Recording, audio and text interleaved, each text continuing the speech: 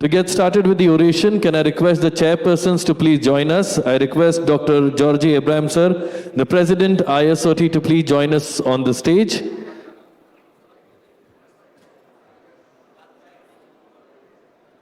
Requesting Dr. Jai Prakash to also join us on the stage as the chairperson. And Dr. Amod Chandra Mahakur. I request the chairperson, Dr. 𝐤𝐤𝐨, to please invite our orator on the stage, please. Good morning.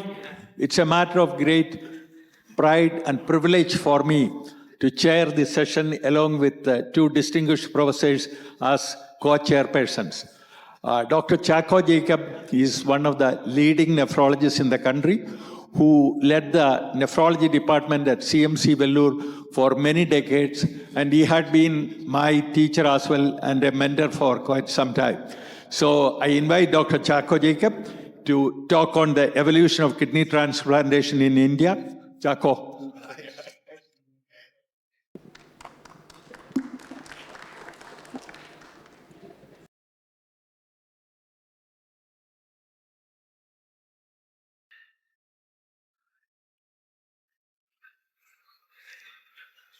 Dr. Georgie Abraham, Dr. Mahakur, and Dr. Jai Prakash, thank you very much for the introduction.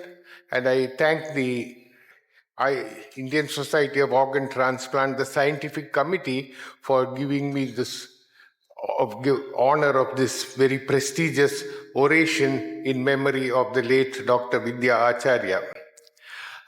For three reasons, I've chosen the topic of evolution of kidney transplantation in India as the topic of this oration. The three reasons are: one, Dr. Acharya during her lifetime has actually documented very nicely the history of transplantation or the beginning of transplantation in India.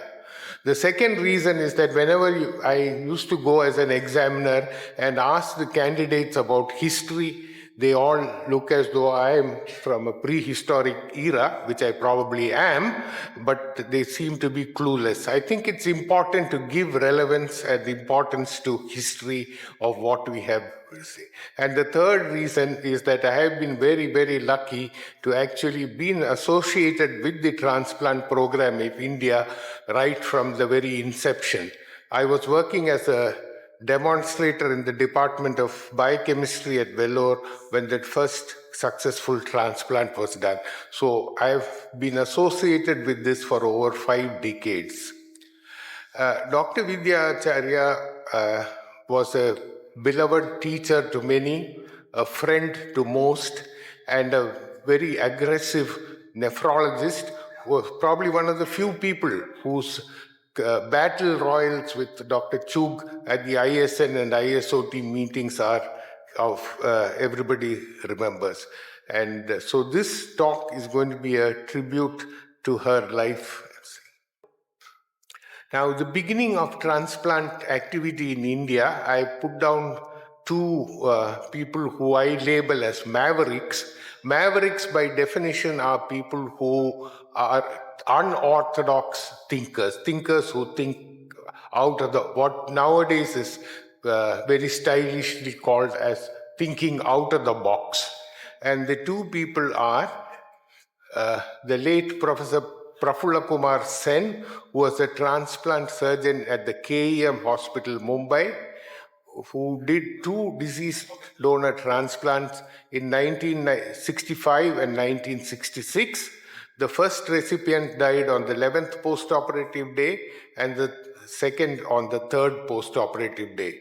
Remember, there was no tissue typing, no cross-matching, no immunosuppressive. So it's not surprising that these patients did not survive. The next person who did this was the late Professor Udupa, a very famous surgeon at the Banaras Hindu University, who attempted a case of, again, a deceased donor transplant in 1967. And not surprisingly, the patient did not survive. So, when did the transplant program become successful? It became successful in January 1971 when the team at the Christian Medical College in Vellore did the first successful live donor transplant. And as I mentioned, I was fortunate enough to be not associated with the transplant program at that time, but I was a tutor in biochemistry, and the hospital was abuzz with the news, but it never went out because I think they wanted to keep it very quiet. This 71 transplant was then followed by PGI Chandigarh and Jaslok Hospital, Mumbai, both of whom started their transplant programs in 1974. And in 74, there were a total of 59 transplants that were reported from India at a meeting in Singapore, and out of which 46 were from CMC, 5 from PGI Chandigarh, and 4 each from Jaslok and All India Institute of Medical Sciences, New Delhi. We now go to the team whom I label as the Cowboys, and this team consisted of Dr. 𝐾𝐍𝐵 𝐤, the nephrologist, currently working at the Lakeshore Hospital in Cochin, who was trained by Professor Jim Lawrence in Adelaide, South Australia, and his counterpart, Dr. Mohan Rao, a urologist trained in transplant surgery by Mr. Peter Knight, a surgeon at the same center in Adelaide.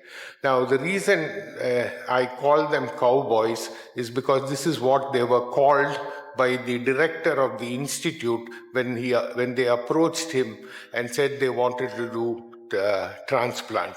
The director of the hospital at that time was Englishman, pediatrician, who said, "You cowboys have one chance. If this works, you continue with the program. If this fails, you shut down the program." So with that mandate, they did the transplant, and fortunately for the rest of the country as well, that was successful. And the results of this was actually published in a very obscure journal called the Indian Practitioner in 1972, which was entitled "The Present, Future and Feasibility of Kidney Transplantation in India." And that is a historical picture of the transplant team. On your extreme left, pointer. That is the recipient. This is the nurse in charge of the transplant unit. This is Professor H.S. Bhatt, the father of urology in India. Dr. Martin Isaac, the anesthetist. Dr. Johnny and Dr. Mohan Rao in their youth. So by the late 70s, there were only these 3 centers in Mumbai, one in Chandigarh and Delhi, and one in Vellore, who were doing the transplants. Fast forward to 2022, there are now approximately 250 centers doing about 7,500 transplants. I'm sorry that none of these numbers are accurate because there is no mandatory requirement to report transplants in this country. Transplantation becomes, at least long-term survival becomes possible because of good histocompatibility testing. And the first histocompatibility lab in India was set up by one Dr. Kamala Balakrishnan, an undergraduate alumnus of CMC Vellore. She trained in the US, came back to India and set up a testing lab in Delhi. Unfortunately for this country and fortunately for the United States, she chose to return to the US, and then that sort of closed down. A very person who is not well known is Professor Apichatpan, who trained with Dr. Dosek in immunogenetics, but chose to work in botany and at the Madurai Kamaraj University in South India, And the reason I mention this is because he was very helpful in doing the HLA typing in the early days for us. Anybody who knows anything about histocompatibility will recognize this person, Dr. Paul Terasaki, who made histocompatibility testing widely available. He spun off a commercial arm of this, which is called 1-lambda, which is still supplies a lot of HLA histocompatibility testing material. And we were fortunate that Dr. Terasaki helped to set up the tissue typing laboratory in Vellore as early as 1989, and probably that was the first HLA lab in a medical college. The evolution of histocompatibility. Now, there are people who will contradict and say in the days of CNI, you don't really, histocompatibility doesn't have much of value. I'm not going to argue that pro or against, but in the early days of histocompatibility, what was available was the CDC cross-match. Then came the HLA, AB, and DR typing.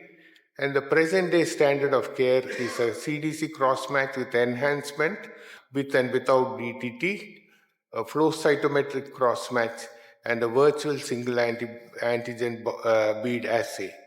Generally, a 6-locus high-resolution typing is on an NSG platform is what is currently the standard of care, and this is likely to be increased to being able to check for 11 loci. Now, was the transplant program smooth sailing? No. Right from early days, it hit troubled waters. And what were the troubled waters? This is what even now surfaces, which are known as the kidney scams. In the 1990s, Mumbai was infamous for trade in organs. Mainly, the recipients were from the Middle East. And subsequently, the focus shifted to the south, and in Chennai, there was an entire village which was called Kidneyvakkam, the real name being Villivakkam. So this really gave a bad name to the transplant program in India, and currently the focus has shifted to trade between Nepal and Afghanistan, which seems to be providing donors for transplants in India. The situation was so bad that a very popular magazine called India Today brought out a whole issue saying the organ donor bazaar, and said the rates were, as mentioned, which is the rates are from the early 90s, but this is all speculation about the rates, but it certainly gave a very bad name. And then Dr. Ramesh Kumar, a practicing nephrologist from Delhi, also published a whole book called Kidney Transplants Scams, India's Troublesome Legacy. Unfortunately, this has not died down. We still get reports of which I've taken various newspaper headlines. 2 more arrested in Vizag. Some get jail terms. Gurgaon kidney scandal, so on and on. And every now and then, something or the other pops up in the popular press. With the initial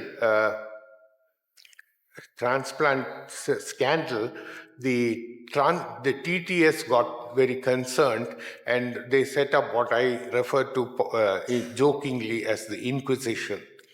Dr. Richard Batchelor was the president of TTS between 1989 and 1990, who was a highly respected immunologist, and he set up an inquiry about what was happening in India, and he sent 2 people to look at this. One was Abdullah Dar, who at that time was professor of surgery at the Sultan Qaboos University in Oman.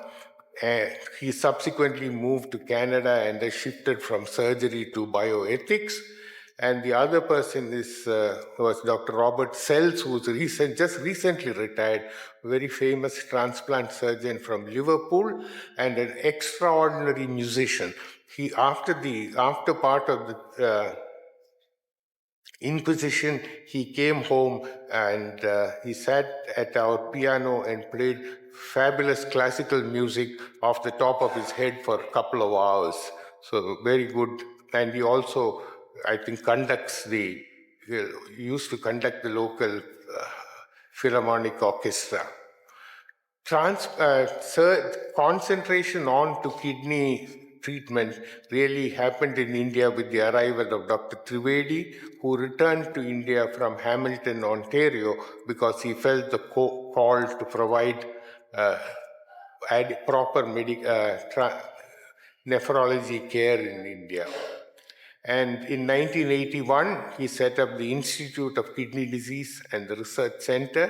In 1988, he gathered a group of professionals involved in kidney transplant and formed ISOT. In 1990, ISOT was registered as a society. And then in 1997, the Institute of Transplant Sciences, and 2015, Gujarat University of Transplant Sciences has been started. So this really is an area where purely nephrology and transplant services is focused. The tale of immunosuppression also is interesting. This is the sort of timeline of immunosuppression. As far as the Indian scenario goes, you move this about between 5 to 10 years to the right, and everything except probably belatacept is available currently in India. The whole transplant survival scenario changed with Borel finding out the immunosuppressive properties of cyclosporin, and the cyclosporin was actually the first molecule to sell for over $1 billion. So he made a lot of money for Sandoz, as it was known in those days. I put this very old slide just to show you the effect of graft survival with the introduction of CNI. This, if you go look at the period 70 to 75, you expect about 30% graft survival at 10 years, and that has gone up to about 90%. And probably the single important difference was the availability of CNI, or introduction of cyclosporin. Initially, only prednisolone and azathioprine were available.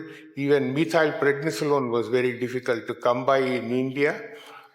However, the situation has changed now, and most immunosuppressants are presently available, with many having generics which are much less expensive. Induction agents are freely available. Therapeutic drug monitoring and tailing of immunosuppression is practiced in some centers. In the late 80s, the Burroughs Wellcome, the sole producer of azathioprine in the world at that time, increased the cost overnight by 7 times. And this was a huge blow to the Indian transplant population. And in response to an appeal from the transplant community, Dr. Lal, who had just joined CERL, which is now known as RPG Life Sciences, said he would synthesize it, and he and this gentleman did produce the product and did multiple trials. And then the evaluation, the efficacy and safety of the locally manufactured azathioprine, known as Azoran, was published in the Journal of Association of Physicians of India in 1991. Now, what about regulation of transplantation? With all these scams, the government of India got into the act, and the first Transplantation of Human Organs and Tissue Act of 1994, it was enacted, and this was for removal of human organs and tissues for from bodies for medical purposes. And this act was amended in 2011, and the significant changes to the previous acts were the permission for swap transplants, inclusion of grandparents and grandchildren in the donor pool, and setting up of the National Organ and Tissue Transplant Organization, NOTO as it is also called, and also regional and state organizations which go by the acronyms ROTO and SOTO. Now, what are the challenges before us? There is a demand supply mismatch. Transplantation is still an expensive mode of treatment. Infections, which are ubiquitous, particularly bacterial, mycobacterial, fungal, and viral. And the higher the immunosuppression, the more the infections. Therapeutic drug monitoring to tailor immunosuppression is practiced in some centers, and unfortunately, as I mentioned, there is no mandated registry. So really, neither the numbers nor the results of transplantation across the country is available. ABO incompatible transplant was started in the early 2000s, and swaps have helped to ease the situation to some extent. Again, I'm though not actively involved in transplants currently, I still follow it with great enthusiasm, and there is a WhatsApp group which puts up difficult transplant questions, and what really I don't know whether to say upsets me or concerns me is the fact that some of the donors which are put up on that site are really not something which should which should be taken up for transplant. I don't interfere in that, but I follow it very closely just to see what's happening. As I said, I've been very fortunate to actually be involved or in this program right from the beginning, and I think I'm able to see far as I stand on the shoulder of giants, which is a quote from Sir Isaac Newton. And who are these giants? I just a minute to pay homage to four of my mentors. Dr. P. Koshi, who was a professor of medicine, former professor of medicine at CMC Vellore, who started hemodialysis in India, which made survival of CKD possible and subsequently transplantation also possible. And the late Dr. J.C.M. Shastri, who was a professor and head of nephrology, my teacher and colleague for several years, an astute physician and a great teacher. And two people I was fortunate to work with overseas. One, Dr. John Dossiter, who was former director of nephrology and transplant immunology at the University of Alberta in Canada. And I must tell you something, few years after I left Canada and came back, while communicating with him, he told me he switched from immunology to bioethics. So I asked him why, and he said, I used to sit for the weekly lab review meetings, and when they started talking about molecular, submolecular level, it was all something I couldn't comprehend, and I felt it was inappropriate for me to stay as a director of a lab whose function I was not able to monitor. So and currently the University of Alberta actually has a chair of bioethics in the name of Dr. Dossiter, who passed away last year. And the other person who I was fortunate to work with was Dr. Tim Matthew in Adelaide, again a great clinician, strict disciplinarian, and who taught me the values of clinical trials and documentation. And so I'm very grateful to these four mentors. And with that, I finish well in time. I thank you all for your very patient listening. Thank you. Thank you, Professor Jacob, for bringing the history of kidney transplant in India from 60 to 2000s. Very informative. I must say it is orations, so questions are not allowed. So I thank you very much.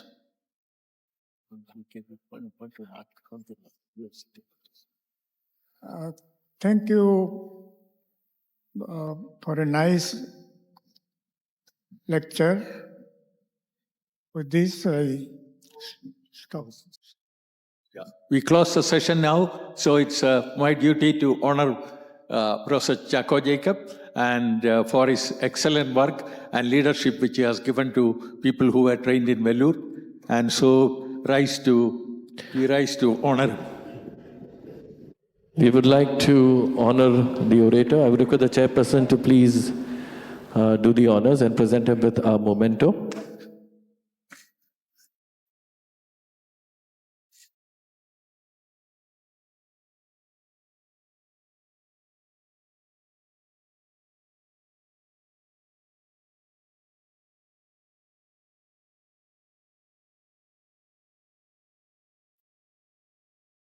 And I would request Dr. 𝐤𝐤𝐨 𝐊 to please present the mementos for the chairperson, as he is the president ISOT, to do the honors as well.